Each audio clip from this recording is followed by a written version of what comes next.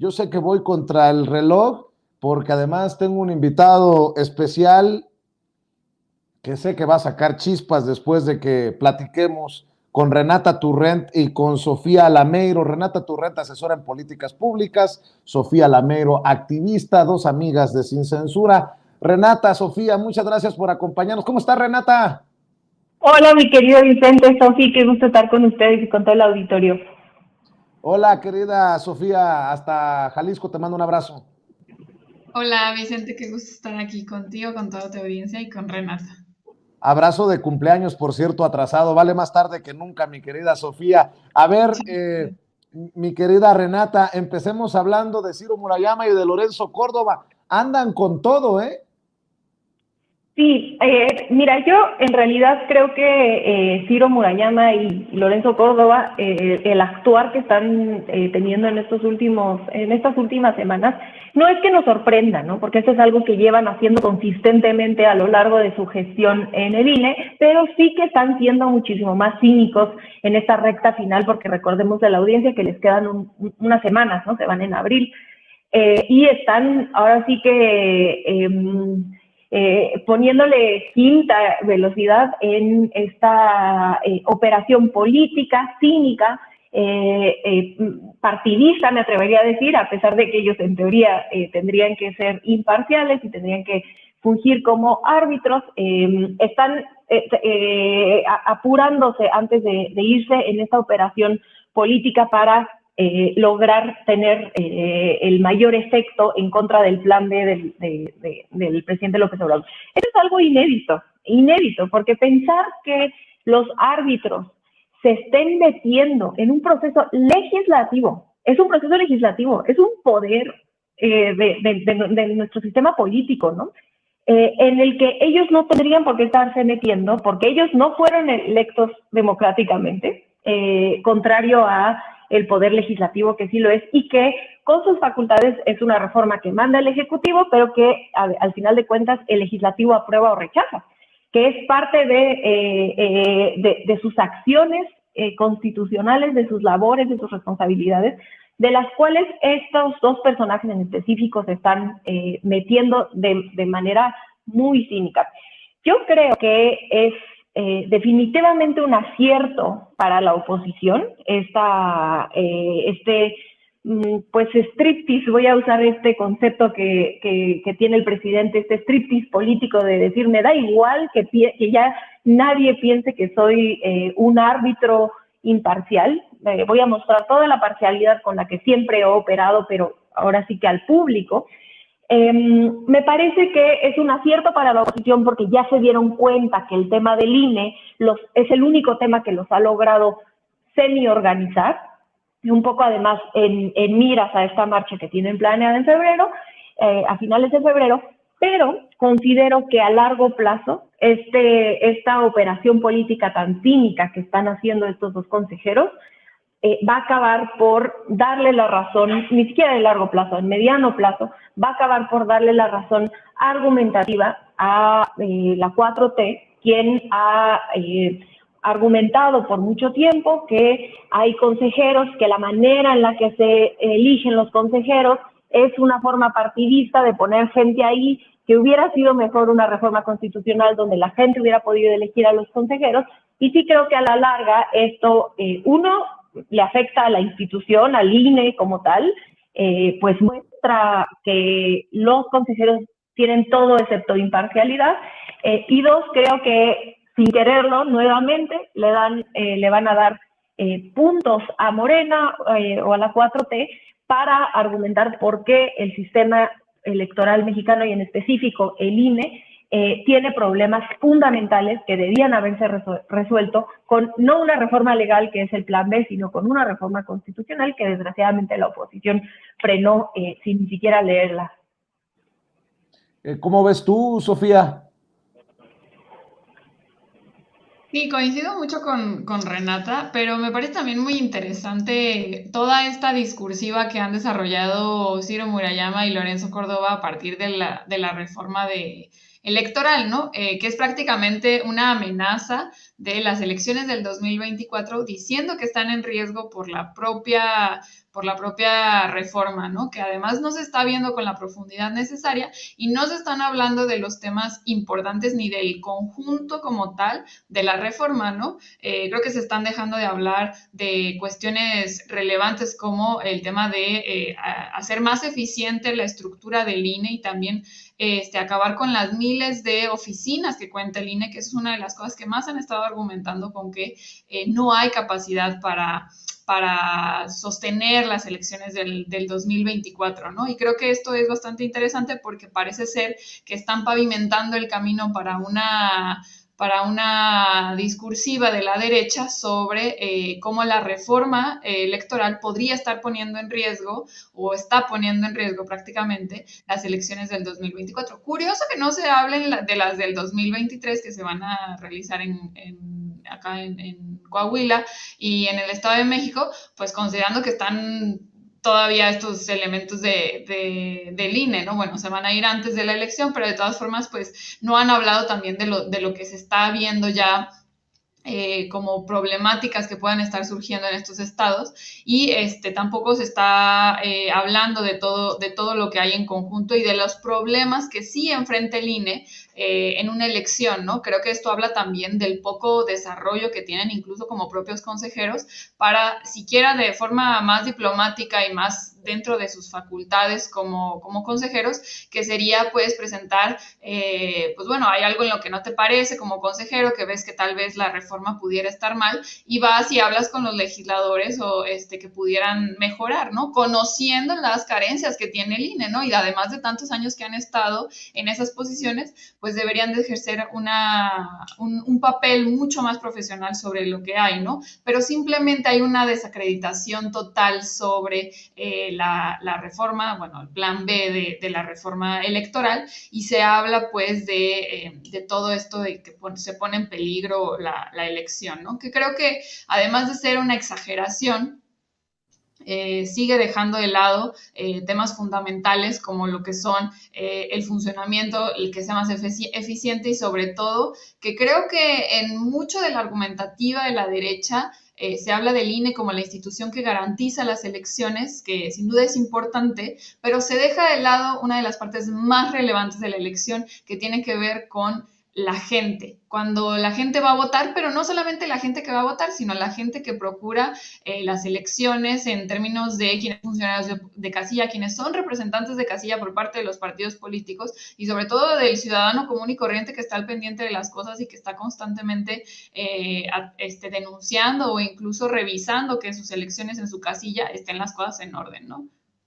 Claro. Oye, te tengo que decir que estoy muy apenado porque sé que tienes que correr, querida Renata. Siempre salgo cajeado contigo. ¿Cuánto tiempo ya te deberé de Sin Censura? Es que esto es una bola de nieve. Estamos con todo, mi querida Renata. No, yo me disculpo más, lo que pasa es que tengo una cita que no puedo faltar y tengo que correr, pero a mí me gustaría nada más, si me dan un segundo para cerrar. Creo que hay dos cosas que me quedo reflexionando después del comentario de Sofi. La primera, que totalmente estoy de acuerdo, y la primera es que es un poco curioso, me parece un poco curioso cómo hay dos narrativas que creo que es importante analizar que están construyendo por parte del INE. La primera es esta que dice Sofi de esto es un peligro para la democracia, esto que están pavimentando, o parece que están pavimentando, quién sabe qué va a pasar en el 24. Y a mí lo que me parece curioso de esa narrativa es cómo es que se atreven, y esto no se podría explicar si no tuvieran a todos los medios de comunicación totalmente controlados, cómo es que se atreven los consejeros de un instituto que lleva más de 30 años operando en México a salir a decir que en realidad la democracia en México y que el trabajo del INE está colgando de dos hilos, ¿no? O sea, que es totalmente endeble y que con una reforma que en realidad ni siquiera toca a profundidad el sistema político electoral como trataba de hacerlo de manera, creo yo, mucho más integral la reforma inicial, pues entonces, qué grandísimo fracaso de institución han construido. porque si en 36 años el IFE en ese entonces lleva desde los principios de los 90, desde el 90. Entonces, ¿cómo puedes explicar que una institución está colgando de unos hilitos tan endebles que con una reforma legal se acabaría la democracia en México? Pues eso hablaría muy mal del propio trabajo que están haciendo. Incluso la consejera Norma de la Cruz lo dijo, que le parece una falta de respeto a la institución que sus compañeros consejeros estén diciendo que está en peligro la democracia por una reforma legal, que lo único que busca es, como ya explicó Sofi, permitir el voto en el extranjero de manera más fácil. En las elecciones de 2021 votaron 5,000 paisanos, por Dios. Es un fracaso y una reforma que trata de facilitar el voto en el extranjero, que trata de que personas que están que no pueden votar, por ejemplo, las personas que están privadas de su libertad en prisión preventiva, no pueden votar, cosas que sí tendrían que votar porque todavía no tienen una sentencia y no tienen por qué perder sus derechos, que se asegure que las mujeres, que las poblaciones históricamente marginadas tengan espacio en el sistema político mexicano, que se haga más eficiente el gasto público para las operaciones cuando tenemos el sistema electoral más caro de todo el mundo. ¿Por qué eso? A mí que me expliquen, porque solo salen a decir consignas, que a mí me expliquen cómo es que eso vulnera la democracia e insisto, si una reforma legal vulnera la democracia, pues entonces es un total, lo primero de lo que tendríamos que estar hablando es que es total fracaso, es un instituto que lleva más de 30 años operando y que está colgando de un hilo cuando tendría que ser una de las instituciones, en teoría, mucho más sólidas, ¿no? Que podría aguantar una reforma con la que pueden o no estar de acuerdo, pero decir que se va a acabar la democracia es, desde mi punto de vista, una narrativa tramposa, una narrativa política rumbo al 24, como bien decía Sofi. Y lo segundo, con lo que me gustaría cerrar, es que los consejeros del INE o la propaganda que está haciendo el INE, si ustedes se fijan, en contra de la reforma electoral, también está haciendo alrededor de poner a los compañeros del INE que salen a invitar a personas a que se sumen a contar votos, como la gente de a pie que trabaja en el INE. Bueno, a mí me gustaría recordarle a la gente que los consejeros ganan 40 veces más que la gente que trabaja de base en el INE, ¿no? Que la reforma, dicho sea de paso, la reforma legal no toca a la gente, ¿no? Con quien se está tratando de buscar austeridad es con los consejeros que ganan muchísimo más que el presidente de la República, cuestión que es inconstitucional y que nuevamente los consejeros del INE se están metiendo contra la democracia, contra el sistema político de nuestro país, porque eso es una reforma constitucional que se hizo. Nadie puede ganar más que el presidente. Entonces, están haciendo una campaña de propaganda como si el plan B atentara en contra de los trabajadores de base, cuando en realidad la austeridad que se plantea en la reforma va para quienes están ganando inconstitucionalmente sueldos que con un país como el nuestro, pues son verdaderamente ofensivos, mi querido Vicente, mi querida Sofi, y ahora sí corro. Corre, pero antes dale las redes sociales a las personas que nos están viendo para que te sigan. Sí, me encuentran en @rturrent, en Instagram y en Twitter, y en este hermoso espacio todos los viernes. Con muchísimo gusto les mando un abrazo a ambos y por supuesto a toda la audiencia, que las queremos muchísimo. Con mucho cuidado, querida Renata. Cuídate. Adiós, adiós. Y para cerrar, Sofía Lameiro, oye, ¿adviertes otra campaña contra el AIFA? Porque el presidente Andrés Manuel López Obrador anunció este decreto para que las labores de carga se trasladen al AIFA. Y ahora veo hasta periodistas como los del Financiero, pues muy aferrados al tema, si el AIFA está preparado o no. Oye, el presidente hizo algo inédito, algo que nunca había hecho, sin precedentes, de hablarle directamente al director del Aeropuerto Internacional Felipe Ángeles, que desmiente toda esta campañita, esta narrativa, pues falsa, definitivamente, contra el AIFA. ¿Tú también la percibes, otra campañita contra el Aeropuerto Felipe Ángeles? Sí, y es una campaña que lleva tiempo haciéndose, ¿no? Pero que no había tenido relevancia, ¿no? Bueno, estuvieron desacreditando la construcción del aeropuerto, diciendo que era una central de autobuses, se le desacreditó muchísimas veces. Mil veces hemos visto el argumento de que el aeropuerto Felipe Ángeles no tiene la capacidad, sin embargo, se ha demostrado una y otra vez que sí tiene la capacidad, que ya se está logrando todo lo que se había propuesto, que ya están justamente para julio, había dicho el presidente que iba a estar listo para tener todo este tipo de capacidad y de desarrollo para las actividades que se quieren hacer, ya sea para carga, para pues, turismo, todo, ¿no? Pero sí llama la atención que justamente cuando se hace, bueno, unas semanas después de que se hace el anuncio de que se mudarían las actividades de carga al aeropuerto Felipe Ángeles, salga toda esta campaña, ¿no? Esta de desprestigio, se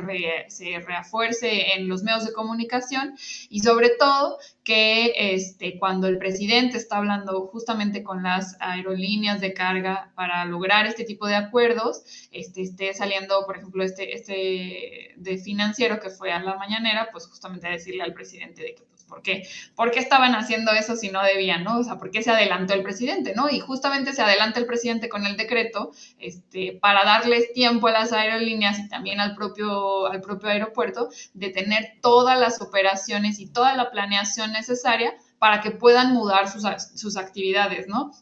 Hasta resulta risible que cuando el presidente se adelanta, no a obligar, no a amenazar, sino justamente en un sentido de acuerdo y en un sentido de darles más tiempo, veamos desde los medios de comunicación un desprestigio porque el presidente se adelante para darles beneficios a las aerolíneas y para darles más tiempo de preparación, justamente, ¿no?